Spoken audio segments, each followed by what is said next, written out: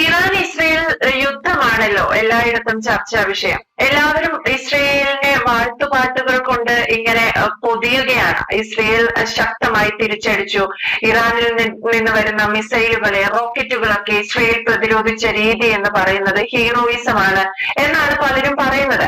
പക്ഷേ ഓപ്പറേഷൻ സിന്ദൂറിന്റെ സമയത്ത് ഇന്ത്യ ചെയ്തിരുന്ന പ്രവൃത്തിയെ, അല്ലെങ്കിൽ അന്ന് ഇന്ത്യയെ ആഘോഷിക്കാതിരുന്നവരാണ് ഇന്ത്യക്കകത്തിരുന്നു കൊണ്ട് ഇന്ന് ഇസ്രയേലിനെ ആഘോഷിക്കുന്നത്.